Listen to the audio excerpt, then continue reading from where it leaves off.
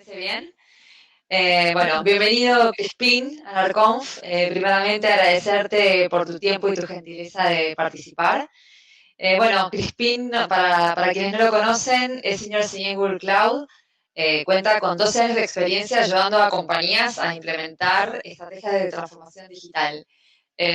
Crispín también lidera la comunidad de TensorFlow de Colombia y junto con también la iniciativa de Google for Startups en Latinoamérica. En esta oportunidad nos brindará la charla Class SRE Implements DevOps. Ya saben que como todas las consultas estamos canalizando por Discord, en este caso sería en el canal de Containers and Kubernetes. Muy bienvenido Crispín y muchísimas gracias por participar. Vale, muchas gracias Mercedes y muchas gracias a ustedes también por la invitación a ARCONF, sobre todo pues participación de nosotros desde el lado de Google. Sé que hay varios speakers, entonces muchas gracias en nombre de ellos y en nombre de Google Cloud. Vale, Sí, bien. un placer para nosotros. Gracias. Vale. Bueno, esta sesión está enfocada, sí, Google Cloud Ops. Evidentemente, digamos que la tecnología fundamental con la que nosotros trabajamos es lo que hoy hemos puesto a disposición, digamos que de todos nuestros clientes a nivel de Google Cloud, pero sí queríamos compartir un poco con ustedes esas prácticas y esas metodologías que hoy en día existen dentro de Google Cloud. Y esta efectivamente es una de ellas. De pronto un poquito de background o de entendimiento de por qué Google está acá hoy en día hablando de SRE. Evidentemente es una de las metodologías de gestión, por decirlo así, de sistemas de tecnología que utilizamos internamente, pero pues no es lo único que hemos compartido claramente a nivel de comunidad y código abierto. Muchos proyectos de nosotros hoy en día existen a nivel de código abierto, de open source, desde Angular hasta TensorFlow, hasta Kubernetes. El stack de Hadoop se inició directamente dentro de Google Cloud con Google File System. Evidentemente, pues esa versión al final del día fue lo que el fundamento o el backbone, la columna vertebral para Hadoop Distributed File System. Asimismo, MapReduce y bueno, y muchos otros lenguajes. Ahorita les comparto un recurso bastante interesante para que ustedes revisen y puedan ver todos esos aportes que hemos de tecnología, ¿no?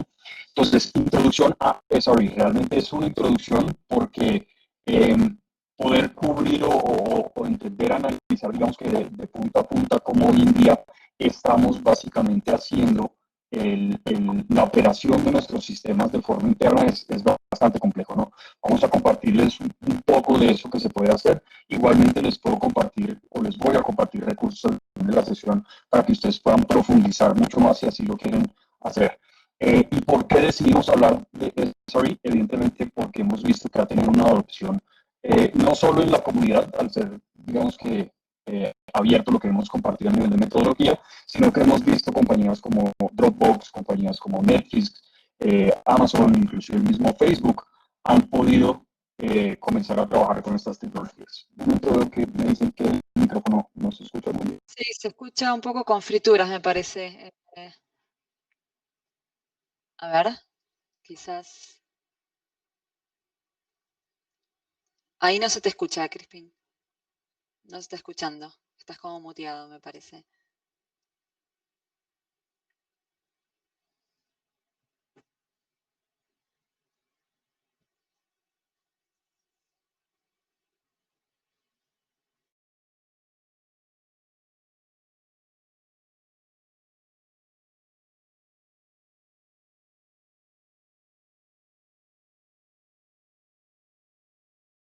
Vamos a que vuelva. Se ve que salió y ahora solamente vuelve a entrar para configurar bien el audio. ¿Aló? ¿Volviste a entrar? Sí, ¿Qué tal? ahí se te escucha mejor. Me parece que ahora sin frituras. Seguimos, dale. Vale, Cualquier cosa te aviso. dale, muchas gracias. Dale. Bueno, ahí lo último como para cerrar, ¿por qué está Google hablando de Site Reliability Engineering? Evidentemente porque se ha vuelto, digamos que una metodología, una práctica utilizada a través de muchas empresas, desde Dropbox hasta Netflix, el mismo Amazon y Facebook hoy en día utilizan una versión de este tipo de metodología. Entonces, evidentemente, ¿por qué no compartirlo con el resto del mundo en esta sesión? Entonces, ¿qué es SRE, Site Reliability Engineering? Voy a tratar de, otra vez, una introducción, un repaso bastante rápido, pero para poder abrir al final, de pronto a nivel de preguntas, lo que ustedes quieran revisar. Entonces, ¿qué hacen los equipos de SRE? Site Reliability Engineers, ingenieros de sitio de fiabilidad, si quieren la traducción directa, desarrollan soluciones básicamente para diseñar, construir y correr sistemas de gran escala de una forma escalable, fiable y muy eficiente. Entonces, se encargan los equipos de guiar sistemas de arquitectura operando en esa intersección que existe entre el desarrollo de software y ingeniería de sistemas. Digamos que para consolidar un poquito eso, si se dan cuenta, es como un mix de DevOps, lo que hoy en día existe en DevOps, y si nos vamos más pegados hacia el lado del negocio, tiene mucho que ver también con Agile, ¿no? Con poder entregar ese software, esos ciclos de desarrollo de software de una forma muy eficiente y fiable, ¿no? El SRE básicamente es una función, un trabajo. También nosotros internamente lo embarcamos alrededor de una cultura, un mindset y un conjunto de aproximaciones o de prácticas de ingeniería para correr mejor esos sistemas de producción. Nosotros, digamos que aproximamos este tipo de trabajo con un espíritu realmente de pesimismo constructivo, si lo quieren ver así. Quiere decir que esperamos lo mejor, pero planeamos para lo peor. ¿Listo? Entonces estamos listos para poder absorber cualquier tipo de problema. Y esta, digamos que filosofía realmente es la que compartimos con todos nuestros clientes de Google Cloud y la razón por la que muchos de nuestros clientes al final del ejercicio nos buscan también, ¿no? Y la sesión, el título de la sesión es Class SRE Implements DevOps, ¿no? La clase de SRE al final del día va a estar implementando DevOps. ¿Qué es DevOps? Para los que ya vienen con un poco de background de desarrollo de software, pues evidentemente es un conjunto de prácticas culturales, también guía alrededor de tratar de deconstruir esos silos que al final, que de pronto algunas empresas por temas de organizacionales o por esa tradición en la que venían antes de considerar un equipo de tecnología como un equipo más de soporte o un equipo más de respuesta.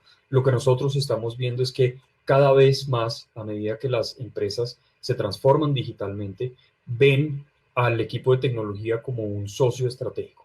Todas las iniciativas, y muy seguramente esto va a estar sucediendo dentro de las empresas con las que ustedes hoy en día estén trabajando, todas las empresas y todas las iniciativas de negocio que estén tratando de dar inicio, ya sea en sector financiero, sector retail, manufactura, se van a dar cuenta que va a abarcar gran parte de lo que tiene que ver con equipos de tecnología o va a tocar en algún momento el equipo de tecnología. Entonces, esta cultura alrededor de romper esos silos, de comenzar a tener una comunicación, una colaboración más a través de los equipos es fundamental. Site Reliability Engineering al final del día es un conjunto de prácticas que nosotros realmente encontramos que funcionaban. Algunos de esas creencias que construimos internamente nos ayuda, digamos, que a definir ese rol del trabajo y las prácticas que hoy en día trae SRE internamente dentro de Google. Hay 5 áreas de enfoque principal alrededor de Site Reliability Engineering. El principal es colaboración, ¿no? Y comunicación a través de los diferentes departamentos. Eso nos ayuda a romper y reducir esos silos organizacionales que existen dentro de las entidades. No crean, no solo las empresas de pronto tradicionales, por decirlo así, tienen este problema. Nos hemos encontrado con muchas, de pronto, cloud natives que hoy en día tienen muchas vicepresidencias de ingeniería enfocados realmente en desarrollo de producto, pero que al final del ejercicio tampoco hay una gran comunicación. Están reinventándose la rueda cuando podrían hacer reutilización inclusive más eficiente de recursos.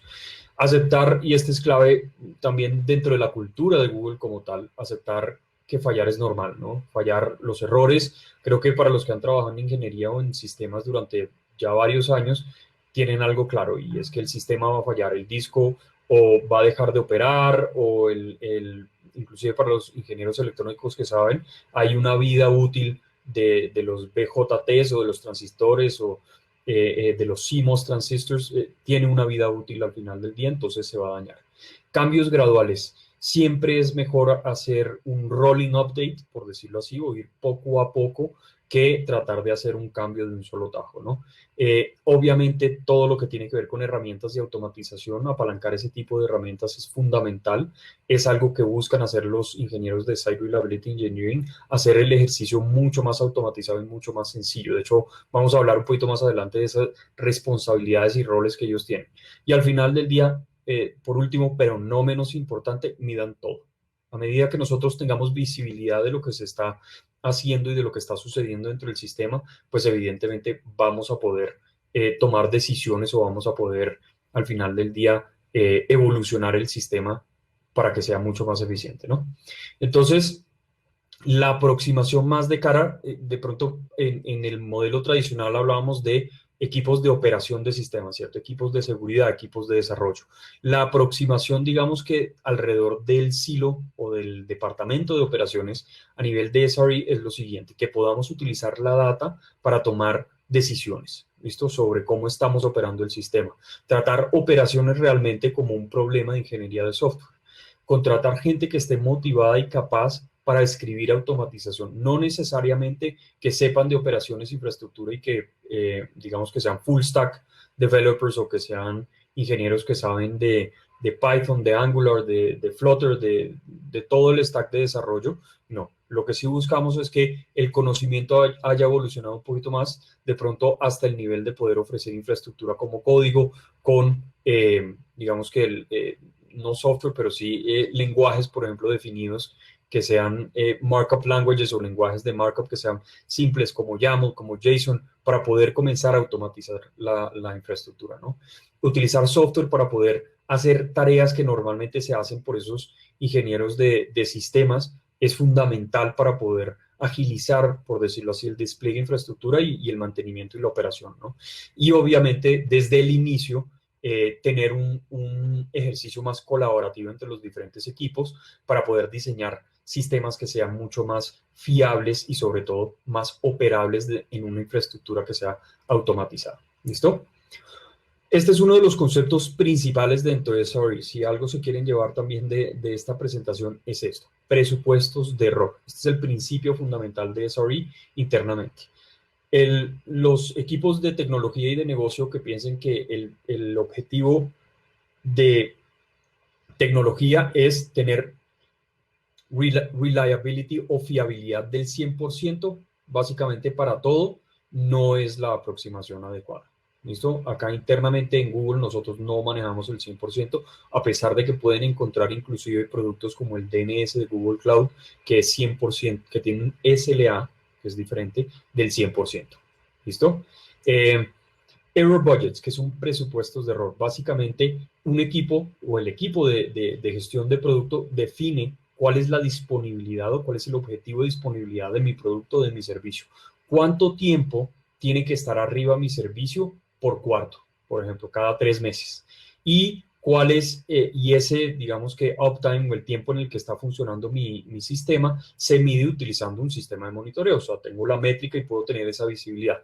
La diferencia entre esos dos números, ¿cierto? El objetivo y lo que yo estoy midiendo realmente dentro del presupuesto, básicamente es cuánta no fiabilidad o unreliability en inglés me queda por el cuarto, ¿cierto? O es el presupuesto el error. Lo que yo tengo como objetivo y lo que tiene mi sistema hoy en día a nivel de fallas, ese es el presupuesto que tengo y ese presupuesto lo puedo utilizar para muchas cosas, ¿vale? Ahora vamos a ver un poco en qué utilizamos o gastamos ese presupuesto. Con tal de que el uptime se mida y esté por encima del target, en otras palabras, o esté por encima de ese nivel, en otras palabras, mientras que el error de nuestro presupuesto se mantenga, yo puedo seguir empujando nuevas características. Entonces, mientras ese gap exista, yo puedo decirle al equipo de desarrollo, listo, adelante, pueden pasar más características, podemos hacer inclusive pruebas de ERP, etcétera, porque tenemos presupuesto. Y a medida que pasa el tiempo, pues evidentemente esto es un presupuesto que se renueva cada mes o cada cuarto, como ustedes lo definan, pero a medida que se desgaste ese presupuesto, cuando ya no quede presupuesto, simplemente decimos no más, ya no podemos pasar más características, no podemos hacer pruebas de ERP y con base a ese presupuesto que nosotros establezcamos, es que realmente al final del ejercicio, los sistemas vamos a estarlos probando y vamos realmente a estar introduciendo incertidumbre dentro del sistema. con un presupuesto preestablecido. Un ejemplo de lo que podemos tener acá en términos de nivel de disponibilidad versus la ventana de no disponibilidad que permitimos. Si estamos hablando de un nivel de disponibilidad del 90%, quiere decir que en un año podemos fallar más de un mes. ¿Listo? Por cuarto, 9 días puede caerse el servicio y cada 30 días puede caerse 3 veces. A medida que yo evidentemente vaya aumentando, si se dan cuenta, al final vamos de extremo a extremo, el 99.999%, pues quiere decir que el sistema va a estar caído 5.26 minutos en un año. Eso quiere decir que solo puedo tener una caída de 25.9 segundos, lo cual es lógico, sería lógico establecer dentro de un sistema, digamos, ese tipo de fiabilidad. Realmente nuestros, por ejemplo, usuarios nos perdonarían si está caído 25 segundos o 21 minutos en 30 días y cuánto nos podría llegar a costar, por ejemplo, movernos de 99.95 hasta 99.99%. En ocasiones y con clientes muy grandes hemos visto que cuesta millones de dólares. Entonces, simplemente por modificar ese nivel de disponibilidad que al final del ejercicio no le afecta mucho al usuario final, podemos generar también un ejercicio de costo-eficiencia a nivel del cliente, ¿no? ¿Cuáles son estos beneficios de trabajar con presupuestos de error? Primero, los incentivos comunes para desarrolladores y los Site Reliability Engineering realmente están alineados, entonces hay un balance, algo que de pronto entre desarrollo y operaciones no existía anteriormente. El de equipo de desarrollo puede gestionar el riesgo ellos mismos. Ellos deciden cómo se van a gastar su presupuesto de errores, si metiendo, digamos que, nuevas características o evidentemente manteniendo estable el sistema, haciendo pruebas de DRP, haciendo actualizaciones de pronto en los sistemas que se necesiten hacer, etcétera, etcétera, etcétera. Entonces, al final del día, puede existir algunos retos que no sean reales a nivel de fiabilidad y eso puede convertirse realmente en algo muy poco atractivo para el negocio. Esos objetivos al final del día pueden generar restricciones a nivel de la velocidad de innovación y de cambios que se introducen dentro del sistema. Ahora, teniendo en cuenta obviamente que es una empresa que hoy en día valora y entiende muy bien el componente o el valor que agrega la organización de tecnología, pues evidentemente lo que buscarán es agilidad y velocidad a nivel de innovación, ¿no? Los equipos de desarrollo al final del día se vuelven sus propios, digamos que jueces, parte y juez. ¿Por qué? Porque el presupuesto de error se vuelve algo valioso para ellos. Si se comienzan a consumir mucho el presupuesto de error, imaginémonos introduciendo software que al final del día tiene errores, que no es de alta calidad, pues evidentemente tienen que comenzar a consumir más presupuesto de error y cada vez que consuman más presupuesto de error, menos pruebas van a hacer. Entonces el enfoque de desarrollo siempre va a ser tratar de posicionar código que sea de calidad, que sea seguro y que sea fiable desde el principio, ¿no? Y hay una responsabilidad compartida para poder mantener el sistema arriba. Al final del día, cualquier falla de infraestructura se va a comer dentro del presupuesto de error de los desarrolladores. Entonces van a optar realmente por hacer revisiones y hacer un double check, entre comillas, de qué es lo que están desplegando a nivel de infraestructura para que no falle absolutamente nada. Ahora, unos términos importantes para llevarnos. SLIs, SLOs, SLAs.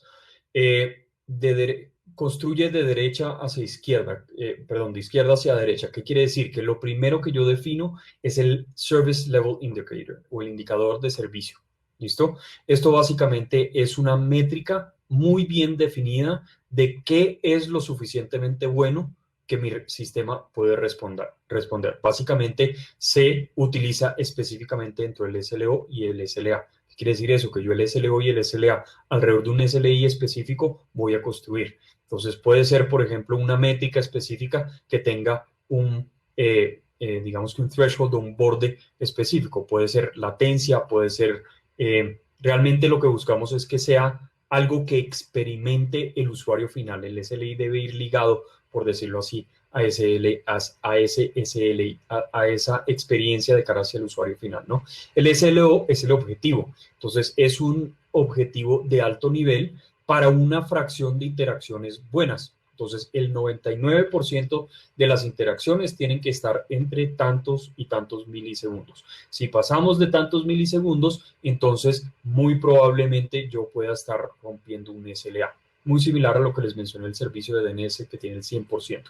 Otra vez, ahí, solo por si acaso, trivia desde el lado de Google, somos los únicos que proveemos el DNS, un SLA del 100% dentro del DNS. Cosa curiosa que nos hemos encontrado muchos de los ingenieros dentro de Google, es que cuando entramos y buscamos hacer la configuración de los DNS, adivinen cuál es el último registro que tienen como backup, como ese DNS. Si todo falla, si todo el sistema de DNS falla, el último DNS que deberíamos utilizar es el 8888 o el 4444. Y les dejo a ustedes trivia que averigüen de quiénes son esos DNS. Y bueno, así es como construimos al final del día SLIs, SLOs y SLAs. La definición y cómo medimos el SLO, básicamente es un target o un objetivo del SLI agregado a través del tiempo. Se mide utilizando el SLI, el Service Level Indicator, y normalmente puede ser la suma de ese SLI que está cumpliendo sobre una ventana. Eso me da el porcentaje al que yo le quiero pegar. Si intentamos exceder el SLO, ese target, que dentro de lo posible no sea por mucho y no sea por un periodo, digamos que determinado. Si pasa ese periodo, pues evidentemente genere algún tipo de alerta porque aparentemente el sistema se está degradando. Y escoger, digamos que ese SLI puede ser a veces complejo, el ejercicio de identificar muy bien cuál es el SLO. Traten de mantener los SLOs y los SLIs lo más simple posible, eviten absolutos. Realmente la perfección puede esperar, es algo que decimos internamente dentro de Google. Busquen más bien iterar de forma rápida y sacar un ejercicio por lo menos mínimo viable y sobre ese realmente construir, hacer cambios graduales sobre ese SLI, SLO, SLA para realmente identificar dónde podemos estar ubicados. ¿Por qué? Porque podemos establecer nuestras prioridades y nuestras restricciones de una forma más transparente dentro de los equipos de SRE y de desarrollo. Y las expectativas al final del día del usuario sobre el servicio pueden ser establecidas desde muy temprano, ¿vale? Ahora, prácticas de SRE. Hay varias áreas donde practicamos SRE, ¿no? Fundamental está en azul la cultura. Y vamos a ver por qué la cultura es muy importante. Pero los otros 4 pilares o las 4 otras prácticas son métricas y monitoreo, evidentemente para poder tener esa visibilidad completa, capacity planning, poder ver qué es lo que yo necesito para el futuro, change management, generar cambios que sean graduales, no tener, por ejemplo, un comité de cambios una vez cada 2 semanas, porque evidentemente voy a represar mucho trabajo y muy probablemente varios de estos cambios ni siquiera requieren un comité de cambios. Y cómo voy a responder en el caso de que uno de nuestros SLIs, SLOs o SLAs no se cumplan. Entonces, monitoreo y alertamiento, realmente automatizar todo el sistema de registro de métricas. El tema de notificaciones que esté habilitado con los diferentes triggers cuando se llegue a algún tipo de condición y que al final del día sea interconectable entre sistemas. Por ejemplo, si utilizan Slack, si utilizan Gmail o cualquier otro sistema para alertar a sus equipos, pues evidentemente que tenga esa integración. Y solo involucrar a personas cuando un SLO esté amenazado por ese periodo de tiempo. Cuando repase el threshold, alertamos y decimos, oiga, el sistema se está degradando, de pronto mejor busquemos hacer algo proactivamente antes de que falle completamente. El tema de forecasting y de planeación de capacidad también es fundamental para poder generar ese crecimiento orgánico. Normalmente on-premise en un data center es más complicado de hacer porque evidentemente traer un servidor puede tomar entre 60 a 90 días. En la nube es mucho más flexible, ¿no? Puedo entender muy bien cómo va a ser ese crecimiento a futuro. Ahora, otros negocios tal vez requieran crecimiento inorgánico, picos de consumo muy altos. En on-premise realmente es muy difícil comenzar a soportar eso. Por eso retail ha sido uno de los principales industrias que tienen picos altos de consumo en volcarse hacia la nube, porque evidentemente ellos pueden soportar esos picos con infraestructura autoescalable y flexible en la nube. ¿Listo? Eficiencia y rendimiento. Obviamente, tener capacidad de sobra puede ser costoso, entonces lo que buscamos es optimizar el uso. Los recursos al final del día o el uso de los recursos es una función de la demanda. ¿Qué quiere decir eso? Que a medida que se vaya consumiendo, desplegamos infraestructura de forma automática, no manual, ¿no? El SRE, al final del día, está, digamos que, o pide predicción y provisionamiento para poder modificar su software, ¿no? Entonces, entender muy bien cómo puedo yo desplegar un nodo adicional de infraestructura y cómo lo puedo manejar a nivel de software. El SR monitorea la utilización y el rendimiento al final del ejercicio y esto nos ayuda realmente a generar también rollbacks. Pasamos una serie de características nuevas, no funcionó, listo, vámonos para atrás. La gestión del cambio, fundamental. El 70% de fallas dentro de los sistemas se deben a que se le introducen cambios a ese mismo sistema. ¿Cómo podemos mitigarlo? Implementar, por ejemplo, rollouts progresivos, cambios que sean poco a poco, no un cambio A-B. Tengo mi versión A y luego simplemente apago y pongo la B y nada funcionó. Hacer un rollback hacia la A es relativamente complicado, ¿no?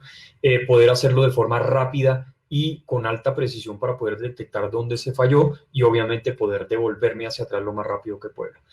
Traten de eliminar al ser humano desde el punto de vista de este tipo de despliegues. Háganlo de forma automática para poder reducir errores, fatiga y obviamente la velocidad de despliegue.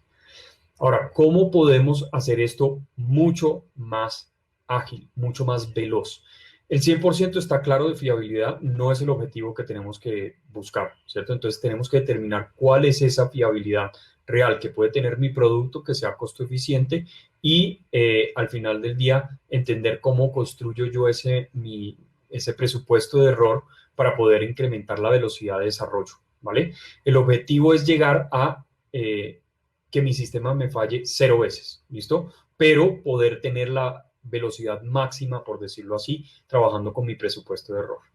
Ese presupuesto de error, como les mencioné, se utiliza para introducir nuevas características a las funciones, nuevos experimentos, etcétera, etcétera, etcétera. Ahora, el provisionamiento es una combinación entre gestión del cambio y planeación de capacidad. Lo que buscamos es incrementar el tamaño de un servicio en una ubicación donde estemos, ¿no? Poder incrementar la cantidad de máquinas, la cantidad de recursos que hoy en día tiene que consumir y necesitamos hacerlo muy rápidamente y tiene que hacerse de una forma automática y tiene que hacerse de una forma bien. ¿Eso qué quiere decir? Que necesito una infraestructura como el que provee la nube para poder hacerlo rápido y tiene que estar definida por código, infrastructure as a code, para poder hacer esa ampliación o esa expansión de forma automática. Respuestas de emergencia. Todo se daña, eso es la vida realmente, como les mencioné, desde ingenieros electrónicos hasta cualquier persona que haya trabajado hoy en día con tecnología, tiene clarísimo que el sistema va a fallar, ¿no? Entonces, hay muy pocas personas que realmente actúan de buena forma ante emergencias o ante problemas, entonces lo mejor es buscar un proceso, ¿no? Primero, no entren en pánico, no están solos, la realidad es que el sistema pues no se va a desboronar. Creo que los que han vivido a través de o trabajaron en Customer Support en algún momento, yo afortunadamente también lo hice en una época profesional, es que los problemas se resuelven. Los clientes a veces se ofuscan mucho, entonces tenemos que aprender a manejar mucho desde el lado del cliente, pero lo que buscamos es mitigar, encontrar soluciones y solucionar al final del día, ¿no? Si comienzan a sentirse de pronto un poco atafagados o ahogados por la angustia y por el nivel de problema, bótenle más humanos, bótenle más ingenieros, más personas, entre más cabezas realmente vamos a poder solucionar el problema, ¿listo? Postmortems y incidentes, fundamental tener esa visibilidad, por decirlo así, de cuándo se ha caído o cómo se ha degradado mi sistema a partir de esos niveles que yo he establecido. Cualquier tipo de pérdida de datos es mortal para una empresa hoy en día. Nosotros como Google más que nadie lo entendemos. Hoy en día tenemos una gran cantidad de sistemas para evitar la pérdida de los datos. De hecho, somos los únicos que encriptamos los datos por default y realmente tenemos un sistema, unos chips diseñados específicamente que se llaman Titan Chips para poder asegurar los datos, ¿vale? Tenemos obviamente tiempos de respuesta establecidos dentro del proceso para poder hacerlo. Y una filosofía realmente alrededor de postmortem muy clara, ¿no? Documentar el incidente, todas las causas que nosotros vemos o que hayan contribuido al problema tienen que ser muy bien entendidas y muy bien, digamos que digeridas. Buscar y poner cuáles son esas acciones que tenemos que poner en el lugar para poder reducir el impacto de recurrencia, y a nivel de post-mortem realmente escribir el documento, ¿no? No es un castigo, es una forma de construir ese repositorio de conocimiento para luego, evidentemente, alinearnos, digamos que a cualquier problema que sea similar y que haya pasado, digamos que anteriormente, históricamente. Y por último, pero no menos importante, el tema de la cultura, una cultura eh, que no culpe, por decirlo así, al individuo, que no culpe al equipo, la palabra en inglés es blameless, es realmente tratar de enfocarnos en identificar cuáles son las causas sin realmente poner el dedo, indicar una persona o un equipo, ¿no? Esto asume que todo el mundo realmente estuvo involucrado en mejorar el incidente y tenían buenas intenciones, que los errores humanos dentro de los sistemas, inclusive procesos de ventas, existen y que no hay forma realmente de, al final del día, arreglar personas, sino realmente sistemas o procesos para soportar esos problemas que normalmente suceden y que se tomen las decisiones adecuadas. ¿Listo? Si la cultura de culpabilidad, por decirlo así, prevalece, pues evidentemente la gente no va a traer, digamos que cada vez que haya un problema, las personas, los ingenieros van a preferir no traer, digamos que el problema a luz o a colación, porque pues se van a sentir aludidos, por así decirlo. Trabajo operacional o todo management. Para los que han trabajado con DevOps, esto es lo más similar, digamos que al tema de work in process o el trabajo que no ha sido hecho. Normalmente la exposición a fallas realmente de cómo nosotros diseñamos sistemas nos han mostrado que no podemos automatizar absolutamente todo, ¿no? Si se hace suficiente trabajo sobre operaciones, sabremos y podremos saber qué es lo que se puede automatizar. Pero trabajar, digamos que ese trabajo que está directamente adherido a correr un servicio, por ejemplo, que es manual, que es repetitivo, que puede ser automatizable, que es táctico, que no tiene un valor realmente sobre el sistema, puede llegar a ser automatizado. Entonces es clave tener, digamos que esa pequeña tabla a mano derecha que ustedes ahorita están viendo, tenerlo en cuenta. Si ese tipo de trabajo hoy en día lo están realizando como ingenieros, encontrar la forma de automatizarlo para que sea mucho más transparente. Y otra vez, la última parte, digamos, desde el punto de vista cultural, normalmente lo que buscamos es contratar ingenieros de software muy buenos y ingenieros de sistemas muy buenos también. No es necesariamente tener todo en una única persona. Podemos tener un mix de 50-50 entre ingenieros de software y ingenieros de sistemas dentro del equipo. Y lo que sí deberíamos tener en cuenta es que todos deberían poder generar código, ya sea código para infraestructura como código o código como el full stack, digamos que developer, que puede conocer Python, JavaScript, Angular, etcétera, para poder construir una aplicación completa, ¿no? Los diferentes frameworks también. Digamos que los Systems Engineers están muy enfocados hacia OpsWorks, pero dentro de SRE, el System Engineer realmente no es un ingeniero que se dedique a operaciones únicamente, se va a comenzar a dedicar, por decirlo así, a automatizar. Y para eso tenemos que empoderar a los SREs. ¿Para qué? Para que refuercen las premisas del el presupuesto de errores y del toil budget, ¿vale? Para que, digamos que creen servicios valiosos y que creen al final del día sistemas y procesos que sean transparentes y evitar, digamos que forzar a este tipo de ingenieros o este tipo de rol que tengan demasiada carga operacional porque evidentemente se van a quemar. De hecho, nosotros internamente tenemos una fórmula que efectivamente mide, por decirlo así, el desgaste de los ingenieros de SRE. Entonces, en resumidas cuentas, las 5 áreas, digamos que las 5 prácticas abordan las 5 áreas claves de lo que es Class SRE Implements DevOps. ¿Cómo pueden ustedes hoy iniciar? Digamos que para ir cerrando y dar un espacio muy rápido alrededor de Q&A o de preguntas. Hoy en día, al final del día, lo que les podemos compartir es que busquen escalar, por decirlo así, sin mucho esfuerzo, si eso lo pueden hacer con base a las demandas operacionales que hoy en día tienen, entonces tienen una plataforma adecuada. Normalmente eso se encuentra mucho dentro de las plataformas en la nube. Automatizar y digamos que hacer ingeniería para poder operar a nivel de sistemas que sean autoescalables sin tener que escalar la organización, sin tener que contratar cientos de miles de ingenieros de operación de sistemas es fundamental. Simplemente con hacer un reskilling de los recursos que ya tienen pueden llegar a tener realmente ingenieros de SRE internamente dentro de los equipos. La tensión entre desarrollo de producto y operaciones no tiene que existir. Lo hemos visto entre muchos clientes con los que hemos trabajado, que hay silos completamente aparte. Se desarrolla algo acá, se entrega un folio y se les dice, listo, esto es lo que tienen que comenzar a desarrollar, por ejemplo, entre producto y desarrollo, y luego desarrollo arma su código y le dice, listo, acá está. Normalmente, ¿qué es lo que pasa? Desarrollo se voltea a producto y le dice, esto es ilógico, esto no lo podemos construir, y operaciones se voltea a desarrollo y le dice, esto no corre sobre la infraestructura. Entonces, romper esos hilos es fundamental. Los error budgets o los presupuestos de error nos ayudan a medir y a tener flexibilidad cuando estamos entregando velocidad a nivel de producto y alta fiabilidad de nuestros sistemas, ¿no?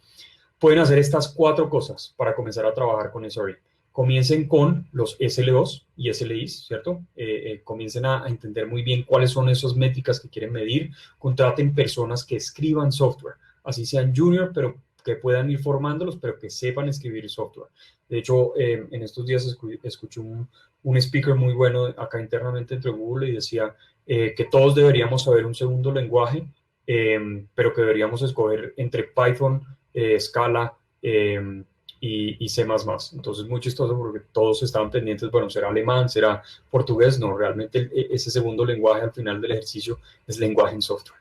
Asegurar que hay paridad a nivel de respeto entre el desarrollo, los equipos de desarrollo y de ingeniería, y entregar un feedback loop realmente para generar esa autorregulación o ese establecimiento de políticas de forma automática entre los diferentes equipos es fundamental. Escojan un servicio que ustedes quieran que corra bajo el modelo de CRM. Empoderen ese equipo con sponsorship desde muy arriba y mucho soporte, y asegúrense que hay seguridad psicológica y la cultura establecida en ese equipo para que puedan fallar, para que prueben, para que puedan innovar, para que no vaya a haber esa cultura, digamos, de ponerle el dedo de culpabilidad, por así decirlo. Midan todo lo que puedan, midan la salud del equipo, si están desgastándose, si están bien, midan todo lo que puedan desde el punto de vista del servicio y comiencen a generar progreso incremental, poco a poco. Ese progreso incremental les va a liberar tiempo para poder generar todavía más progreso. Y un poco de spread the love desde el lado de Google, compartan estas técnicas y este conocimiento una vez tengan un caso de negocio o un caso de uso muy establecido dentro de su compañía.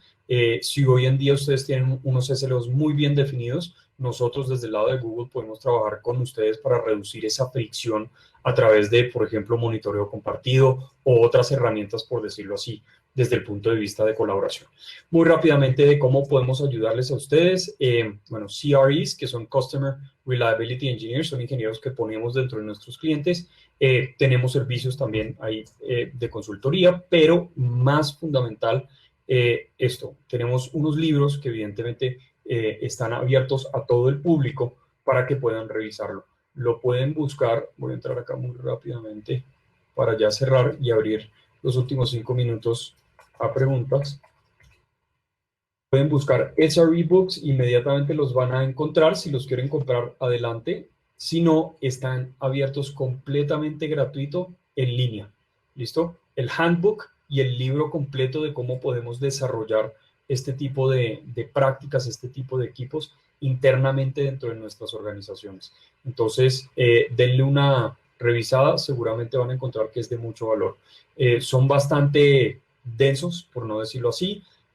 Si se lo leen completo, se van a dar cuenta en pocas palabras cómo están construidos todos nuestros productos. Ahí entregamos un poco de conocimiento de nuestros sistemas, cómo funcionan internamente. De hecho, les compartimos mucho de los nombres de los sistemas internos, desde Borg hasta Piper, bueno, etcétera. Dremel también, cómo comenzó Colossus, el sistema de almacenamiento distribuido. Entonces creo que ahí van a ir identificando, para los que ya utilizan Google Cloud, los diferentes componentes con las funcionalidades. No mencionamos Google Cloud como tal, sino servicios que utilizamos dentro de Google, pero los que ya están utilizando Google Cloud van a decir, ah, sí, esto es exactamente este servicio que de pronto ya estoy utilizando dentro de Google Cloud. Y listo. Eso era lo que queríamos compartirles desde el lado de Google, de SRE, Class SRE Implements DevOps. Si quieres, Mercedes, podemos responder unas preguntas en este corto tiempo que nos queda.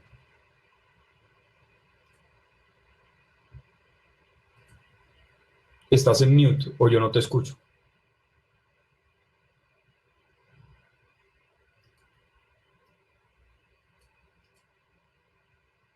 O si quieres, mientras Mercedes va haciéndole el troubleshooting al audio, voy leyendo por acá una.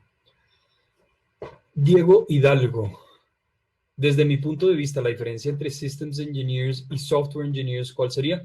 Digamos que es bastante grande. Un ingeniero de sistemas como tal, bueno, un ingeniero de sistemas inicialmente cuando se está formando puede darle mucho foco hacia el tema de desarrollo o hacia el tema de operación de sistemas. Nosotros definimos Systems Engineer como el ingeniero de sistemas que al final del ejercicio realmente opera el sistema, que se encarga, le pasan la aplicación y tiene que asegurarse que esa aplicación opere de una forma estable. Y el ingeniero de software es esa persona que se sienta un poco, bueno, tradicionalmente, se siente un poco con el equipo más de producto y de negocio a entender la problemática y construir la aplicación, construir el producto digital. Ahora, lo que nosotros buscamos con prácticas, por ejemplo, como DevOps o como SRE, es que esa barrera que existía antes se rompa. Y los equipos hoy que desarrollan o que son de desarrollo de producto realmente son mixtos. Entonces, hay una persona de negocio en el equipo, hay una persona que desarrolla el código, hay una persona de seguridad, hay una persona que opera, hay otra persona, inclusive pueden involucrarlo si quieren delegar. Ese es el equipo que desarrolla el producto. Y tienen diferentes perspectivas y obviamente tienen una velocidad diferente porque cada uno de ellos va aportando a medida que van avanzando. Todo eso hace parte, digamos, que de prácticas alrededor de Scrum, SRE, de Agile Scrum o de Kanban. Y bueno, estas metodologías de design thinking para poder comenzar a construir productos. Si lograste, Mercedes, el unmute.